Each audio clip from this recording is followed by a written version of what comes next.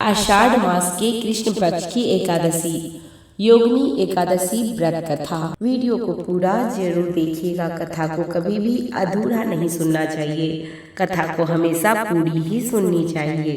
तो चलिए शुरू करते हैं। युधिष्ठिर ने पूछा, वासुदेव, आषाढ़ के कृष्ण पक्ष में जो एकादशी होती है उसका क्या नाम है? कृपया उसका वर्णन कीजिए। भगवान श्री कृष्ण बोले, नृपश्रेष्ठ, आषाढ़ के कृष्ण पक्ष की एकादशी का नाम योगिनी है।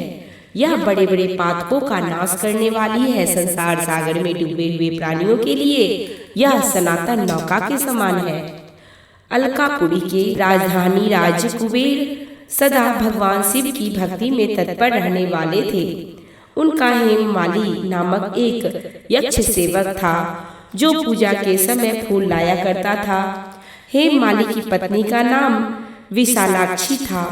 वह यक्ष काम पास में आबद्ध होकर सदा अपनी पत्नी में आसक्त रहता था। एक दिन हेममाली मानसरोवर में से फूल लाकर अपने घर में ही ठहर गया और पत्नी के प्रेम पास में खोया रह गया।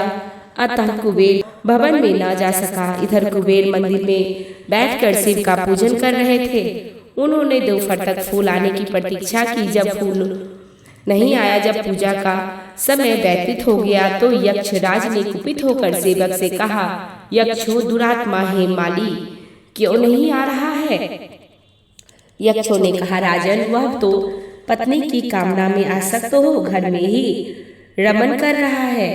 यह सुनकर कुबेर क्रोध में भर गए और तुरंत ही हेममाली को बुलवाया। वह आकर कुबेर के सामने खड़ा हो गया। उसे देखकर कुबेर बोले, ओ पापी, अरे दुष्ट, ओ दुराचारी, तूने भगवान की अवहेलना की है। अतः कोट से युक्त और अपनी उस प्रियतमा से वियुक्त होकर इस स्थान से भ्रष्ट होकर अनंतर चला जा। कुबेर के ऐसा कहने पर वह उस स्थान से नीचे गिर गया। कोट से सारा शरीर पीड़ित था, परंतु शिव पूजन के प्रभाव से उसकी स्मरण शक्ति लुप्त नहीं हुई। तदंतर वह पर्वतों में श्रेष्ठ मेरुगिरी के शिखर पर गया। वहां पर मुनिवर मार्कंडे जी के उसे दर्शन हुए। पाप कर्मा यक्ष ने मुनि के चरणों में प्रणाम किया। मुनिवर मार्कंडे ने उसे भय से कांपते देख कर कहा, तुझे कोढ़ के रोग ने कैसे दबा दिया? यक्ष बोला, मुनि, मैं कुबेर का अनुचर हेममाली हूँ। मैं प्रतिदिन मानसरोवर से फूल लाकर शिव पूजा के समय कुबेर को दिया करता था। एक दिन पत्नी सहवास के सुख में फंस जाने के कारण मुझे समय का ज्ञान ही नहीं रहा। राजा कुबेर ने कुपित होकर मुझे श्राप दे दिया, जिससे मैं कोढ़ के से आक्रांत होकर अपनी प्रियतमा से बिछुड़ गया।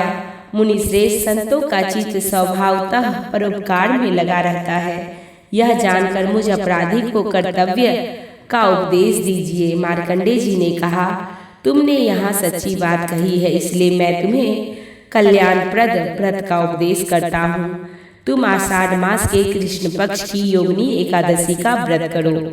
इस व्रत के पुण्य से तुम्हारा कोढ़ निश्चय ही दूर हो जाएगा। भगवान श्री कृष्ण कहते हैं, राजन, मार्कंडे जी के उपदेश से उसे योगिनी एकादशी का व्रत किया, जिससे उसके शरीर का कोढ़ दूर हो गया। उस उत्तम व्रत का अनुष्ठान करने पर वह पूर्ण सुखी हो गया।